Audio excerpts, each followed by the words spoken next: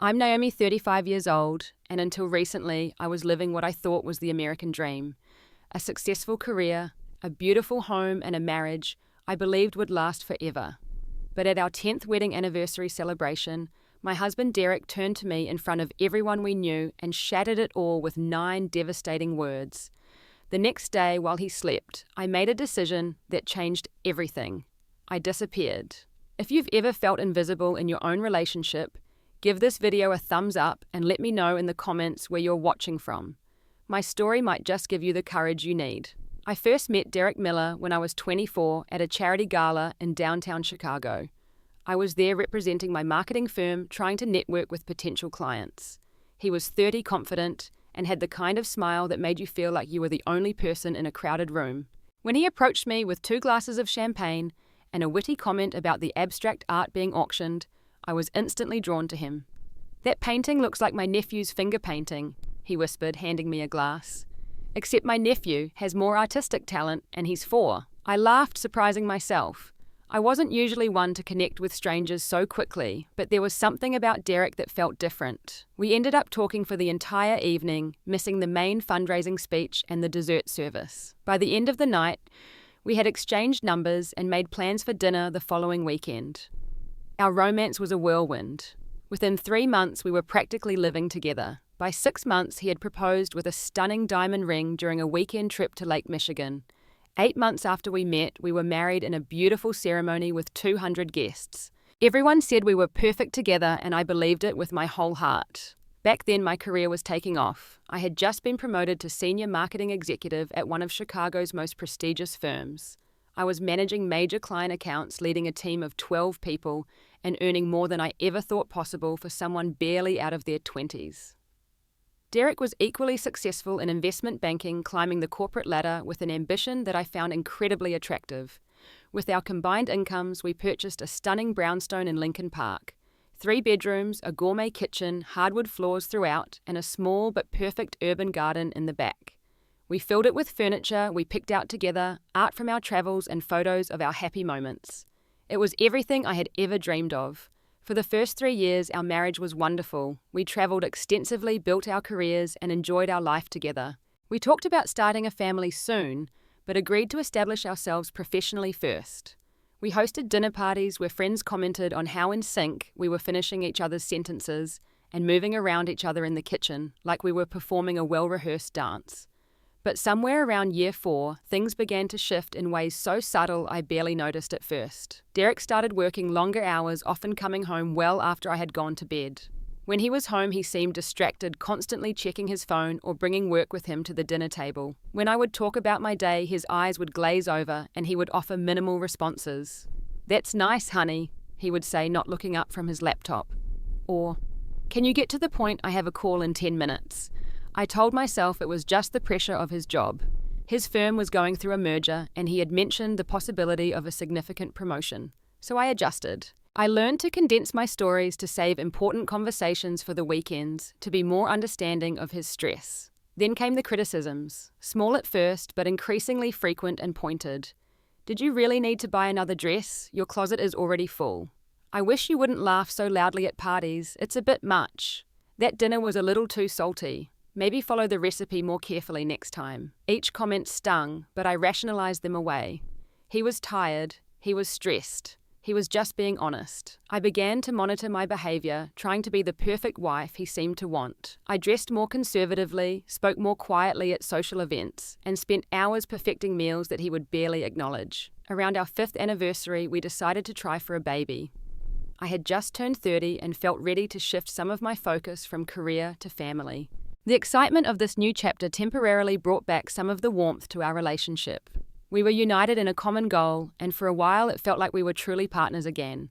But after 8 months of trying with no success, the stress began to take its toll. We started with ovulation tracking, then moved on to fertility specialists. The doctors couldn't find anything specifically wrong with either of us, just unexplained infertility, a diagnosis that offered no clear solutions. The hormone treatments made me emotional and bloated.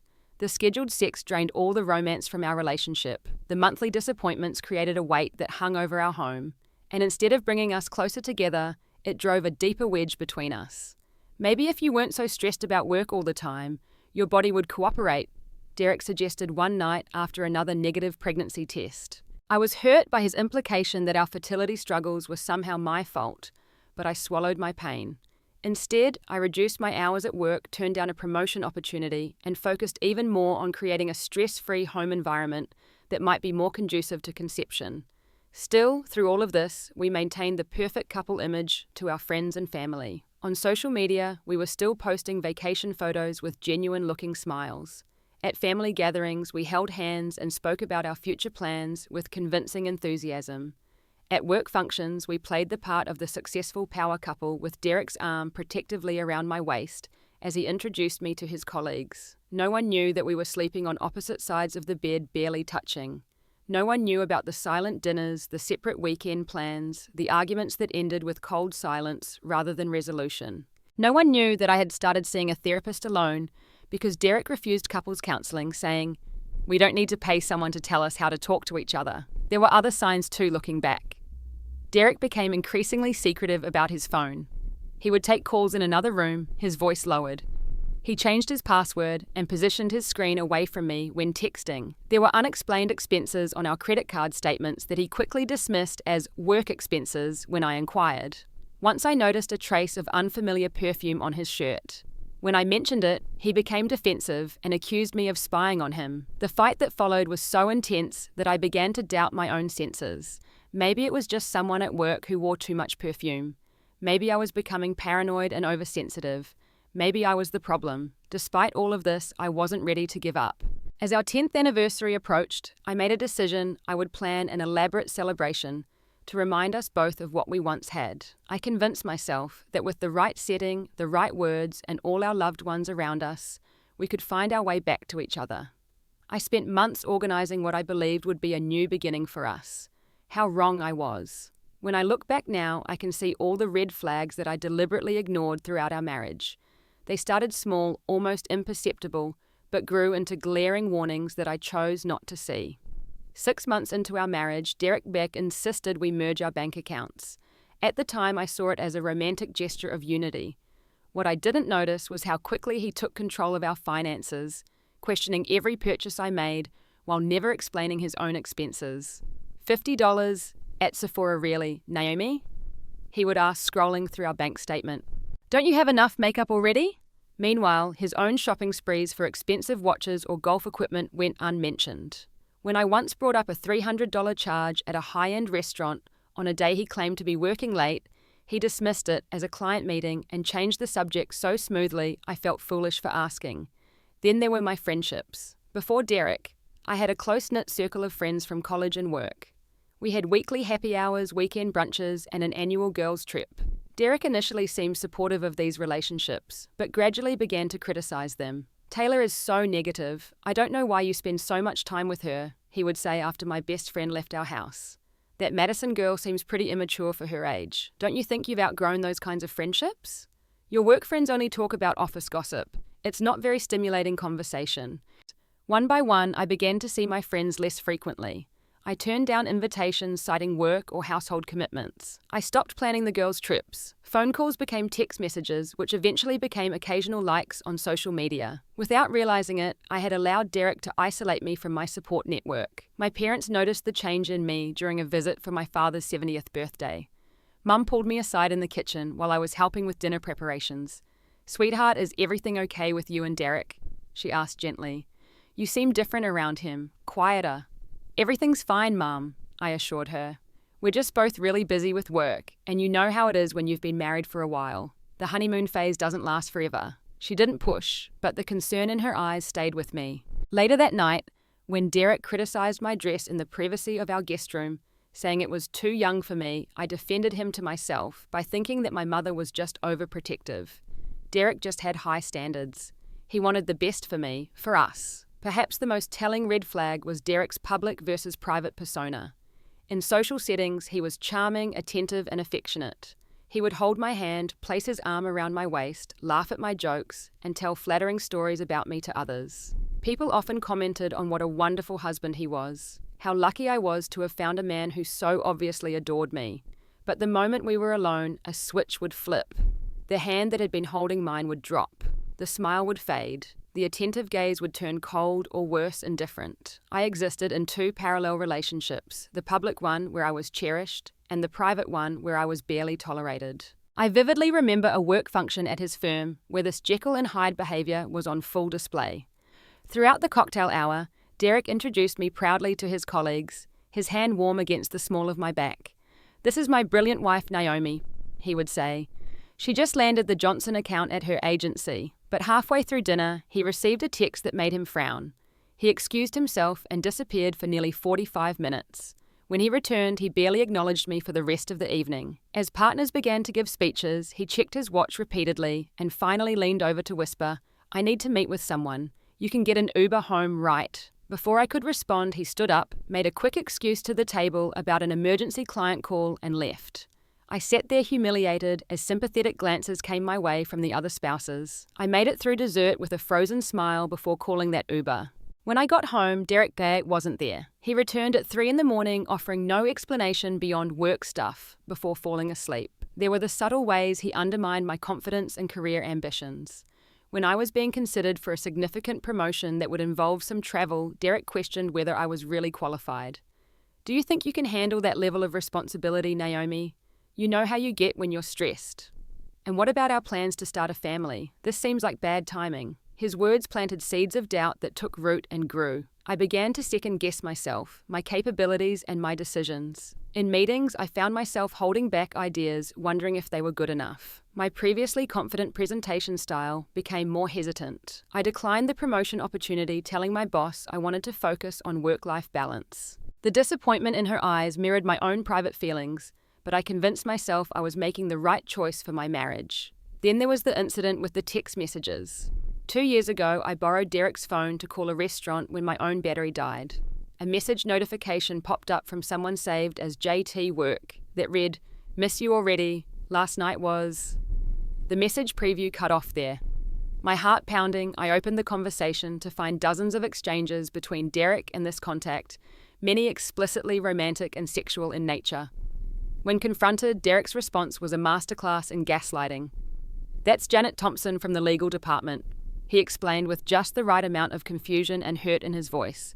"We're working on the Davidson case together. Those texts are an inside joke about a client presentation. I can't believe you would think I'd cheat on you, Naomi.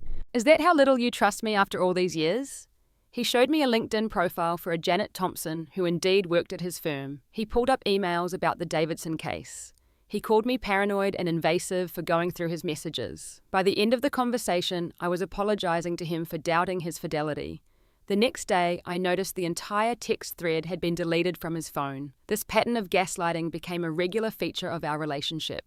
When I brought up issues or concerns, Derek would deny my reality so convincingly that I began to doubt my own perceptions and memory. "I never said that. You must have misheard me. That didn't happen the way you're describing it. You always exaggerate. You're being way too sensitive. It was just a joke." Over time, these comments eroded my sense of self and reality. I started to keep notes in my phone about conversations so I could refer back to them when Derek claimed something hadn't happened. I became anxious about bringing up any issue, knowing it would somehow be turned around on me. My once confident personality grew dimmer. I developed physical symptoms of anxiety, stomach problems, tension headaches, trouble sleeping. I started seeing a therapist secretly using cash to pay for sessions so they wouldn't appear on our joint credit card statement.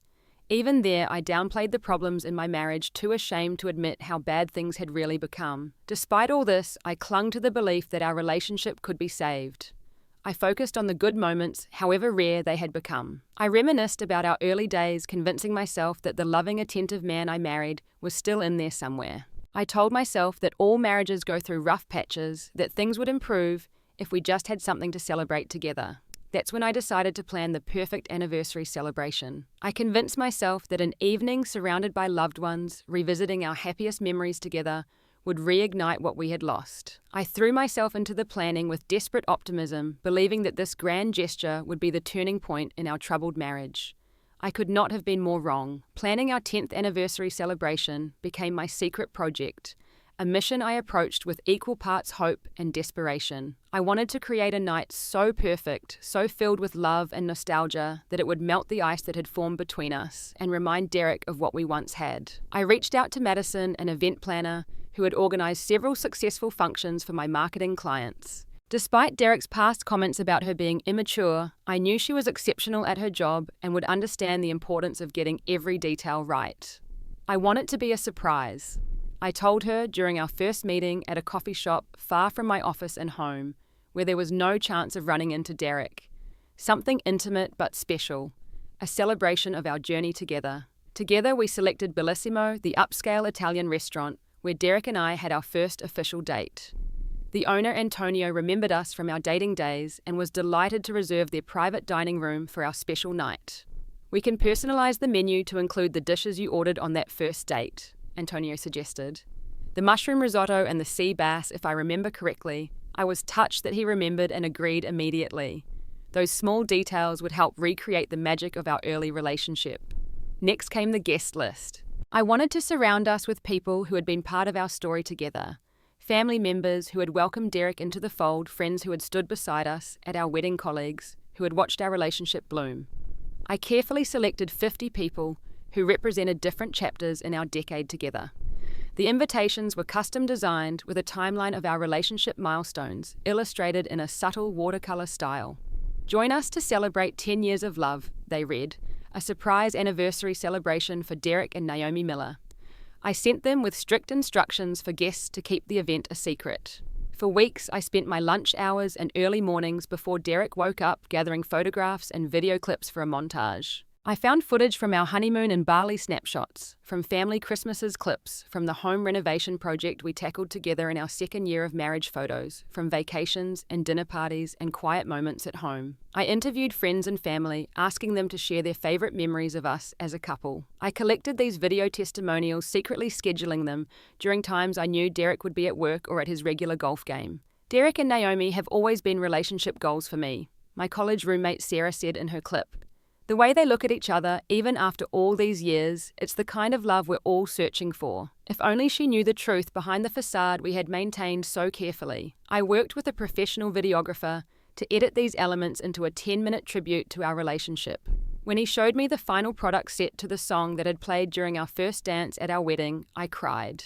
Not just because it was beautiful, but because it showed a version of us that I desperately wanted to recapture. For the personal touches, I went all out. I tracked down a bottle of the rare scotch that Derek had fallen in love with during our trip to Scotland. I commissioned a custom piece of artwork featuring the constellation pattern from the night we got engaged. I had our wedding vows calligraphed and framed in silver. I even arranged for Derek's parents to fly in from Phoenix as a surprise. They hadn't visited in over 2 years, and I knew having them there would make the night special for him. I covered their airfare and booked them a suite at the Four Seasons, telling myself the expense was worth it for such a momentous occasion. Throughout all of this planning, my best friend Taylor was my constant support. She helped with secret errands, kept track of RSVPs, and listened patiently to my excited chatter about how this night would change everything. But I couldn't miss the concern in her eyes when I talked about Derek. "Are you sure everything's okay between you two, Naomi?" she asked one afternoon as we stuffed welcome bags for out-of-town guests. "You seem to be putting a lot of pressure on this one night." "Everything's fine." I insisted, the same response I had been giving for years. "We've just been so busy with work and life. We need this reminder of what's important." She nodded but didn't look convinced. "I just want you to be happy, that's all. And lately when I see you with Derek, you don't seem happy." I changed the subject quickly, not wanting to hear truths I wasn't ready to face. The day of the anniversary celebration, I was a bundle of nerves and excitement. I had coordinated with Derek's assistant Julia to ensure he would be available that evening under the pretense of an important client dinner. Julia was one of the few people at his firm I trusted, and she had always been kind to me. "He's clear from 4 p.m. onwards," she confirmed via text that morning, "and I've marked it as a high-priority dinner in his calendar so he won't try to reschedule." I booked an appointment at my favorite salon for hair and makeup. As I sat in the stylist's chair, I chose a soft romantic look that I knew Derek would approve of. I had even purchased a new dress for the occasion, an elegant navy blue gown that was similar to one he had complimented years ago. Everything about my appearance was calculated to please him, to remind him of the woman he had fallen in love with. Back at home, as I was getting ready, Derek called to say he would meet me at the restaurant rather than coming home first. "This client meeting is running long," he explained. "It would be easier if I just head straight there. The reservation's at 7, right?" "Yes, 7 o'clock. I confirmed, silently relieved that this worked with the surprise timeline. Guests would arrive at 6:30 and Derek would walk in at 7 to find everyone waiting to celebrate. Before leaving the house, I noticed Derek had left his personal tablet on the coffee table. A notification popped up as I walked past. An email confirmation for a hotel reservation for the following weekend. A weekend he had told me he would be at a financial conference in Detroit. My hand hovered over the tablet, tempted to look further. But I pulled back. Not tonight, I told myself. Tonight is about new beginnings, not dwelling on suspicions. I pushed the doubt from my mind and focused on the celebration ahead, desperately clinging to the hope that after tonight, things would be different. I had no idea how right I was about that last part. The anniversary celebration began exactly as I had planned. The private dining room at Bellissimo looked magical with soft lighting from dozens of candles, elegant floral arrangements in cream and blue, and framed photos of Derek and me throughout our relationship, displayed on a vintage console table near the entrance. Guests arrived promptly at 6:30, bubbling with excitement about the surprise. Derek's parents embraced me warmly, his mother Patricia whispering, "This is such a wonderful thing you've done, Naomi. He's lucky to have you." If only she knew how often her son had made me feel exactly the opposite. At precisely 7 o'clock, Antonio texted me that Derek had arrived at the restaurant. I positioned myself near the door of the private room, my heart pounding with anticipation. The room fell silent as we heard Antonio's voice in the hallway. "Mr. Miller, we have a special table prepared for you and your wife this evening. Right this way." When Derek walked through the door and everyone shouted, "Surprise!" The look of shock on his face was exactly what I had hoped for. For a brief shining moment, as his eyes found mine across the room, I saw a flicker of the man I had married. Surprised, touched, and maybe even a little moved by the gesture. "Happy anniversary, Derek," I said, approaching him with a nervous smile.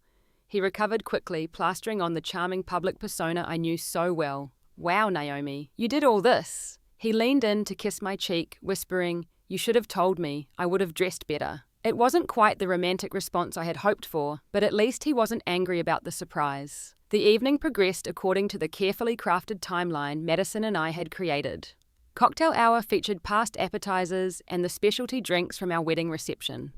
Dinner included the mushroom risotto and sea bass from our first date, served with the wine we had discovered on our trip to Napa Valley for our 3rd anniversary. Between courses, friends and family offered toasts, sharing fond memories and well wishes. Derek's father spoke about how proud he was of the life we had built together. My sister reminisced about her initial skepticism of Derek during our whirlwind courtship and how he had won her over. Each story painted a picture of a happy, successful marriage that bore little resemblance to our reality. Throughout it all, Derek played his part perfectly. He laughed at the right moments, squeezed my hand under the table, and thanked each speaker with what appeared to be genuine appreciation. But I couldn't help noticing that he was drinking heavily, requesting refills of his scotch with increasing frequency as the night wore on. After the main course, the lights dimmed for the video montage. The room grew quiet as images of our life together filled the large screen we had set up. There we were on our honeymoon, young and impossibly happy. There was our first Christmas in the brownstone, decorating the tree together. Clip after clip showed moments of connection, love, and joy. I glanced at Derek during a particularly touching section featuring messages from friends who couldn't attend. His expression was unreadable in the dim light, but I could see his jaw was tense. He drained his glass and immediately signaled for another. When the video ended, there wasn't a dry eye in the room, except for Derek's. He stared straight ahead, his expression now clearly uncomfortable beneath the forced smile. As planned, Madison handed me the microphone for my speech. 10 years ago, I married my best friend, I began, my voice steady, despite my growing unease. Derek, you have been my partner in everything, through good times and challenges. You've helped me become the person I am today, and I'm grateful for every moment we've shared. The words felt hollow even as I spoke them, but I continued publicly recommitting to the marriage I had been trying so desperately to save. After warm applause, it was Derek's turn to speak. This wasn't part of the original plan. I had worried it might put him on the spot, but several guests called for him to say a few words. After some gentle encouragement, he took the microphone from me, his movements slightly unsteady from the alcohol. "Well, this is certainly a surprise. he began, his words slightly slurred. Naomi has always been good at surprises. There was a ripple of appreciative laughter from the guests, but something in his tone made me tense up. 10 years, he continued, shaking his head. That's a long time to be with one person, isn't it? A really long time. An uncomfortable silence began to settle over the room. Derek took another large sip of his scotch. You know they say marriage is about compromise. That's true. I've compromised a lot. Kitchen. His laugh was hollow. My freedom, my choices, my happiness. I felt the blood drain from my face as several guests exchanged concerned glances. This was not the loving speech I had imagined. Derek, I said quietly, attempting to reach for the microphone. Maybe we should move on to dessert. He pulled away from me, his expression suddenly cold. No, you wanted a speech about our marriage, so let me give you one. He turned to address the room, but his eyes fixed on me.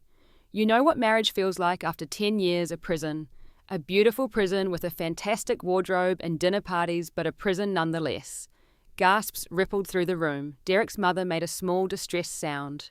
And you know what the worst part is? He looked directly into my eyes, his voice dropping to a level of cruelty I had never heard in public. I wish you had never been in my life.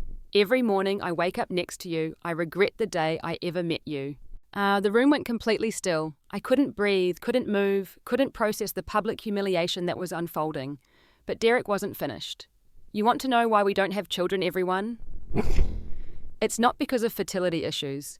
It's because I've been careful, very, very careful, because the last thing I wanted was to be tied to Naomi forever through a child. I felt as though I had been physically struck. The fertility treatments, the disappointments, the blame I had accepted, all based on a deliberate lie. And since we're being so honest tonight, Derek continued, his voice taking on an almost gleeful cruelty, you should all know that I've been seeing someone else for the past 2 years. Someone who understands me. Someone who doesn't suffocate me with her neediness and expectations. He turned to look at a specific point in the room, and as I followed his gaze, I saw my cousin Jessica seated near the back, her face ashen. Jessica, who had been like a sister to me growing up. Jessica, who had been a bridesmaid at our wedding. Jessica, who had comforted me through our fertility struggles. Isn't that right, Jess? Derek called out, his voice ringing through the stunned silence. Jessica stood up abruptly, tears streaming down her face, and rushed from the room without a word. The pieces clicked into place with sickening clarity. The unexplained absences, the Detroit conferences, the hotel reservation I had glimpsed earlier that evening. Someone, I think it was Taylor, tried to take the microphone from Derek, but he held firm. So thank you, Naomi, for this lovely party celebrating 10 years of lies. It's the perfect send-off, really, because I'm done. We're done. With that, he dropped the microphone on the table with a loud thud and walked out, leaving me standing alone in a room full of shocked, pitying faces. The silence that followed was deafening. I stood frozen, my mind unable to process the complete destruction of not just the evening, but my entire marriage and sense of reality. Then from somewhere deep inside, I found a strength I didn't know I possessed. I picked up the microphone, my hand surprisingly steady. I want to thank everyone for coming tonight, I said, my voice clear despite the hurricane of emotions inside me. I think it's best if we end the evening here. Please enjoy some dessert if you'd like, and have a safe trip home. With as much dignity as I could muster, I walked out of the room past Antonio's horrified expression and into the cool night air. I didn't cry. I didn't scream. I simply got into the first taxi I saw and gave the driver our address, a numbness spreading through me that was almost peaceful in its completeness. Derek hadn't come home. The house was dark and silent as I entered, still wearing my beautiful blue dress, still perfectly made up for a celebration that had become a funeral for my marriage. I moved through the rooms like a ghost, touching photographs, running my fingers over furniture we had chosen together, wondering how much of my life had been built on lies. In that moment, standing in the home we had shared, I realized that the man I had been fighting to save my marriage with didn't exist. Perhaps he never had. And with that realization came another, more empowering thought. I didn't have to fight anymore. I could simply walk away. I climbed the stairs to our bedroom, unzipped my dress, and let it pool at my feet. I washed away my carefully applied makeup and stared at my reflection in the mirror. For the first time in years, I really saw myself. Not as Derek's wife, not as half of a failing marriage, but as Naomi. Just Naomi. And in that moment, I knew exactly what I needed to do. I didn't sleep that night. How could I? My entire world had just imploded in front of everyone I knew. But instead of collapsing into the devastation, I felt an eerie calm settle over me as I sat cross-legged on our bed, Derek's laptop open in front of me. For years, I had respected his privacy, had trusted his explanations, had doubted my own instincts. No more. I typed in the password I had secretly watched him enter months ago, but had never used. Jessica's birthday, I now realized with a fresh wave of pain. The laptop unlocked, and I began my methodical exploration of Derek's secret life. In his email, I found hundreds of exchanges between him and Jessica dating back more than 2 years. Loving messages, explicit photos, plans for their future together. I read them all, each word cementing my resolve rather than breaking my heart further. Naomi suspects nothing, he had written 3 months ago. She's too desperate to keep up appearances to ever confront me directly. It's almost sad how hard she tries. In another email, the anniversary is coming up. She'll probably plan some elaborate surprise. We can use that weekend to get away together while she's distracted. They had been laughing at me planning their rendezvous around my pathetic attempts to save my marriage. The humiliation burned, but it also clarified things. This wasn't a momentary lapse or a recent development. This was a calculated deception that had been going on for years. Moving from emails to financial records, I discovered something even more shocking. Derek had been systematically diverting funds from our joint accounts to a separate account I knew nothing about. Small amounts at first, but increasing over time. According to the statements, that account now held over $200,000, money that should have been part of our shared assets. There were also records of an apartment lease in a neighborhood across town, payments for which had been categorized as office expenses in our tax filings. He had created an entirely separate life, funded by our joint resources, while I had been cutting back on my own spending to accommodate his frequent complaints about our budget. As dawn broke, I moved from the bedroom to the home office, where I found additional documents in the filing cabinet Derek thought I never accessed.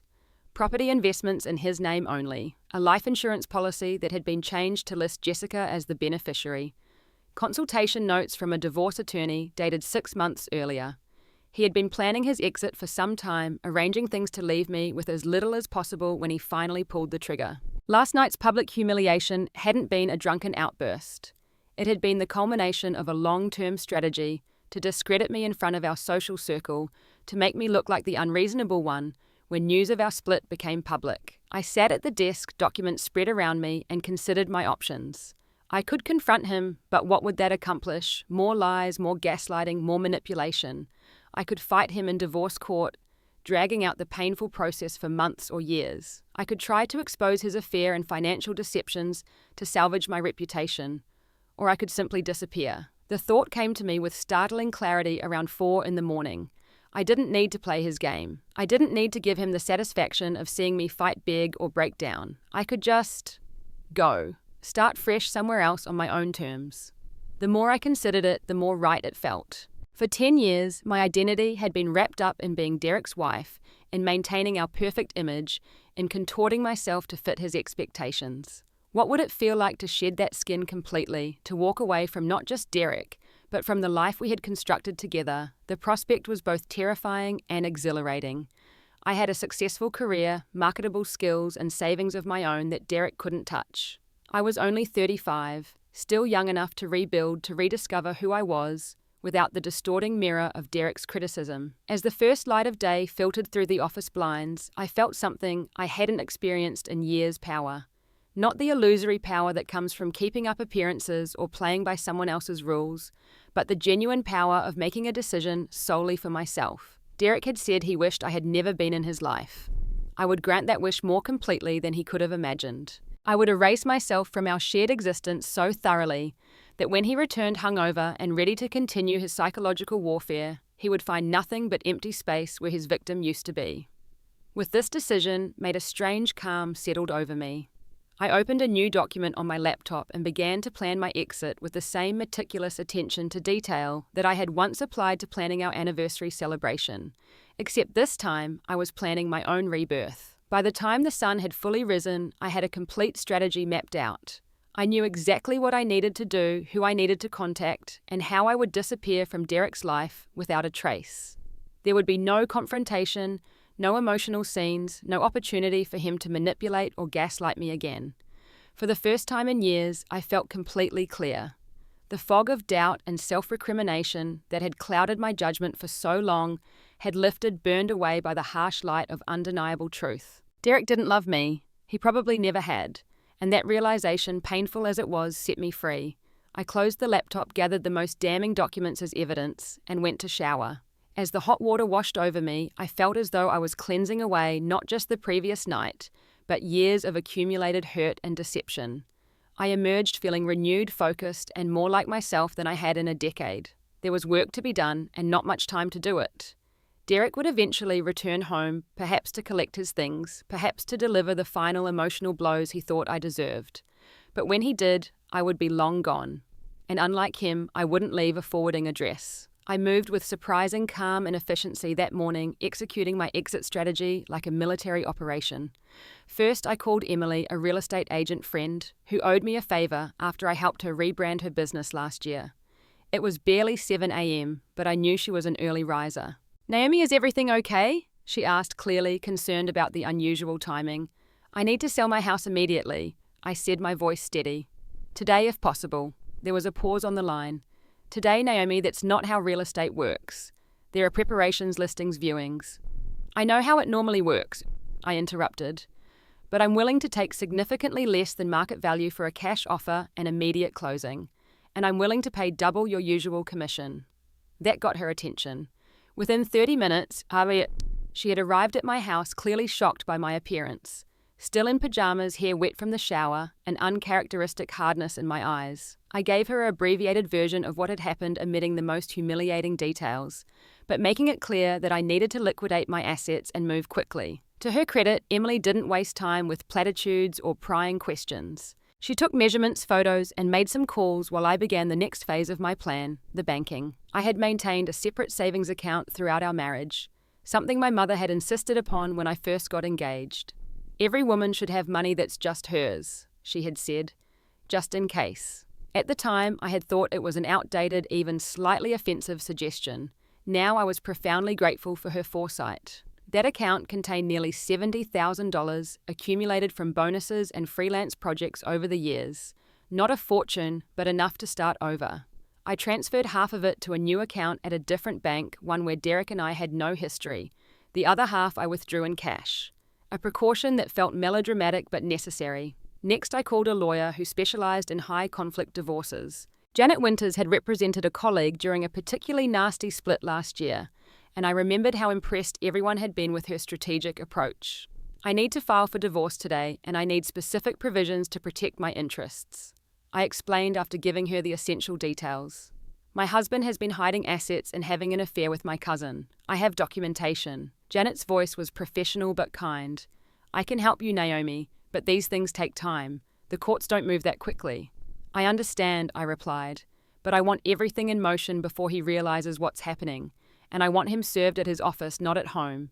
He won't be coming home to find me." We arranged to meet at her office at noon.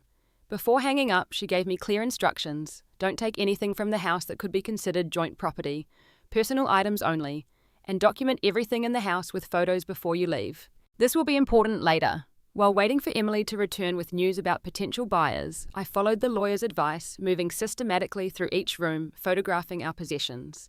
I then packed a single suitcase with my most essential belongings, clothes, personal documents, a few family photographs from before Derek, and sentimental items that had no monetary value but meant everything to me. Everything else. The designer clothes Derek had selected for me, the jewelry he had given me on anniversaries and birthdays, the trappings of our supposedly perfect life, I left behind. They no longer felt like mine anyway. Emily returned around 10 with surprising news. "I have a cash offer from an investor. He's been looking for property in this neighborhood and is willing to move quickly. It's 20% below market value, but given the circumstances..." "I'll take it," I said without hesitation. "How soon can we close?" "He's prepared to sign today and transfer funds immediately. I've never seen anything like it, but he's worked with my agency before and has the capital ready." She hesitated. "Naomi, are you absolutely sure about this? Once it's done..." "I've never been more sure of anything," I replied. "Set it up." While Emily arranged the paperwork, I called my parents. This was perhaps the hardest part of my plan. Not because I feared their judgment, but because I knew how much it would hurt them to learn how unhappy I had been. "Mum," I said when she answered, my voice finally cracking a little, "I need you to listen without interrupting. Derek and I are over. Last night he publicly humiliated me and admitted to having an affair with Jessica. Yes, that Jessica. I'm leaving him today and I'm leaving Chicago. I don't want you to worry, but I need some time alone. I'll contact you when I'm settled, but please don't try to find me or tell anyone where I might be. And if Derek contacts you, tell him nothing." My mother's response surprised me. Instead of the shock or questions I expected, she simply said, "We'll be here when you're ready, sweetheart. Do what you need to do to be safe and whole again. We love you." It was as if she had been waiting for this call for years, as if she had seen the truth of my marriage long before I was willing to admit it. Her immediate understanding and support gave me the final boost of courage I needed. By noon, I had signed the papers to sell our home, met with Janet to initiate divorce proceedings, and withdrawn from our joint accounts exactly half of the remaining balance. Not a penny more, despite knowing about Derek's secret account. I didn't want anything that could be contested, anything that would give him reason to pursue me. I left my wedding ring and a single sheet of paper on the kitchen counter. The note was brief. "Derek, you said you wished I had never been in your life. I'm granting your wish as completely as possible. By the time you read this, our house will have been sold, divorce proceedings will have begun, and I will be gone. Don't try to find me. There is nothing left to say. Naomi." I didn't mention that I knew about Jessica, about the hidden money, about all his careful planning.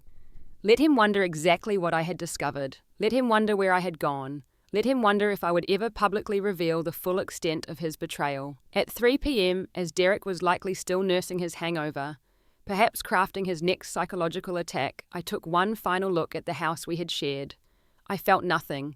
No nostalgia, no regret, no sadness. That absence of emotion confirmed I was making the right choice. I got into my car, which I had packed with my single suitcase and a few boxes of truly personal items, and drove away. I didn't look back. At the first rest stop outside of Chicago, I turned off my phone, removed the SIM card, and purchased a prepaid phone with cash. Then I continued driving east with no specific destination in mind, except away. That night, in a nondescript hotel room 2 states away, I lay awake staring at the ceiling, expecting the delayed emotional collapse. But it didn't come. Instead, I felt the first tentative unfurling of something unexpected freedom. I had walked away from a life that was slowly killing me, and for the first time in years, I could breathe. I fell asleep with the window open, the unfamiliar sounds of a new place washing over me like a lullaby. In the morning, I would continue my journey toward an uncertain but undeniably authentic future. Derek had thought he was discarding me. Instead, I had liberated myself. It's been 6 months since I disappeared from my life in Chicago. 6 months of rebuilding, rediscovering, and healing in ways I never thought possible. I'm sitting on the small deck of my rented beach cottage on the North Carolina coast, watching the waves roll in as the sun sets over the water. This place has become my sanctuary, my new beginning. I found this cottage almost by accident. After 3 weeks of driving aimlessly along the eastern seaboard, staying in anonymous motels and processing the implosion of my marriage, I stopped in this small coastal town for lunch. Something about the quiet streets and the rhythm of the ocean called to me. When I saw the "For Rent" sign on a tiny blue cottage just steps from the beach, it felt like an invitation to stay. The landlord, an elderly woman named Ruth, didn't ask for much information. 6 months rent in advance, no loud parties, and help me bring in my groceries when my arthritis is acting up, were her only conditions. I could handle that. I signed the lease under my maiden name, paid in cash, and began to settle into a life that was entirely my own for the first time in over a decade. The cottage is nothing like the elegant brownstone I shared with Derek. It's small, just 1 bedroom, a tiny kitchen, and a living area with windows facing the ocean. The furniture is mismatched and well worn. The plumbing is temperamental, and the wind whistles through the windows on stormy nights. I love every imperfect inch of it. In those first few weeks, I did little besides walk on the beach, sleep, and think. I had enough money from the house sale and my separate savings to live simply for a couple of years, but I knew I would eventually need to work. The question was what I wanted that work to be. Did I want to return to corporate marketing, where I had excelled before Derek began undermining my confidence? Or was this an opportunity to completely reinvent myself? The answer came to me during a conversation with Ruth. She mentioned that several small businesses in town struggled with their online presence and marketing. They're good people with good products, but no one outside of 50 miles knows they exist, she explained. That night, I created a new professional identity, Naomi Carter Freelance Marketing Consultant, specializing in small business development. I built a simple website, created business cards, and began introducing myself to local shop owners. My first client was a family-owned bakery that had been in business for 40 years but had never had a website. From there, word spread quickly in the tight-knit community. Within 3 months, I had a stable of 10 clients and was earning enough to cover my modest expenses. The work was fulfilling in ways my high-pressure corporate job never had been. I was helping real people, seeing the immediate impact of my efforts and building relationships based on genuine value rather than office politics or appearances. Around the same time, I started seeing a therapist in a town 30 minutes away, where I was unlikely to run into any of my new acquaintances. Dr. Lynn was different from any therapist I had seen before. Direct sometimes, uncomfortably so, but exactly what I needed. "What you experienced was emotional abuse," she told me in our third session after I had described some of Derek's behavior. "The gaslighting, the isolation, the control, the public humiliation. These aren't just relationship problems, Naomi. They're abuse tactics." I resisted the label at first. Abuse happened to other women, not successful executives with graduate degrees. But as we worked through my experiences, I began to see the patterns clearly. Derek had systematically eroded my sense of self and reality. He had isolated me from my support network. He had controlled our finances and my career choices. He had cheated and then made me feel responsible for the problems in our marriage. "The most insidious thing about emotional abuse," Dr. Lynn explained, "is that it makes you complicit in your own diminishment. You begin to believe you deserve the treatment you're receiving." Those sessions were painful but transformative. I cried more in that small office than I had in years. Really cried, not the careful, controlled tears that had become my norm. I raged against Derek, against Jessica, against myself for not seeing the truth sooner. And gradually I began to heal. Next I reached out to Taylor. My best friend from college had tried to warn me about Derek in ways I couldn't hear then. Our conversation was tearful but restorative. "I've been so worried about you," she said, "after that night when you just vanished. Everyone's been talking, but no one really knows what happened." "What are they saying?" I asked, both dreading and needing to know. Initially, Derek played the abandoned husband, said you had a mental breakdown and ran off. But then the divorce papers arrived and people started putting things together, especially after Jessica disappeared too. She told me that Jessica had quit her job and moved away shortly after I left. Apparently, Derek hadn't wanted to continue their relationship once it was exposed. Without both me and Jessica to manipulate, he had moved on to a new target, a junior associate at his firm. "No one believes his version anymore," Taylor assured me. "Too many people saw what happened at the anniversary party.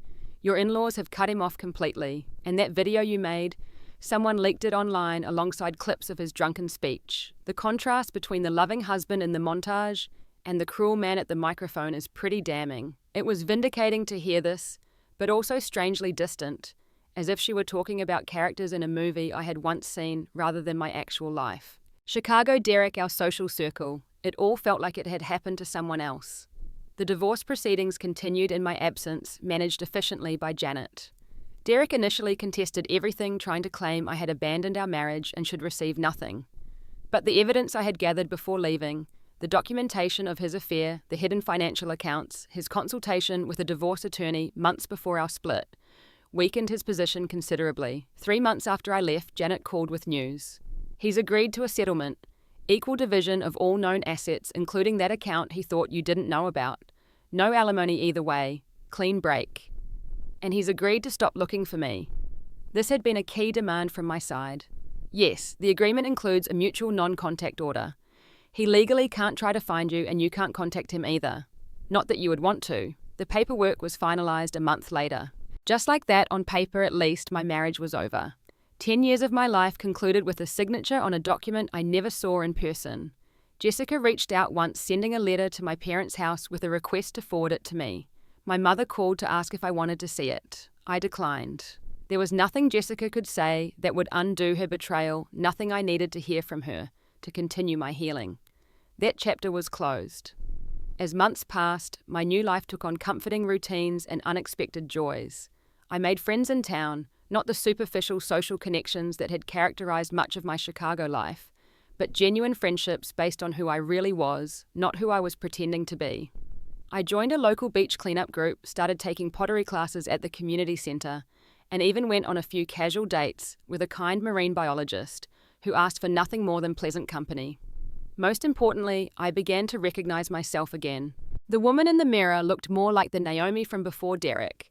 Confident, creative, quick to laugh, but she was also someone new, someone stronger and more self-aware, someone who would never again surrender her identity to please anyone else. This evening, as I watch the sunset from my little deck, I feel a sense of peace that once seemed impossible. The pain hasn't disappeared completely. Such deep wounds don't heal without scars, but it no longer defines me.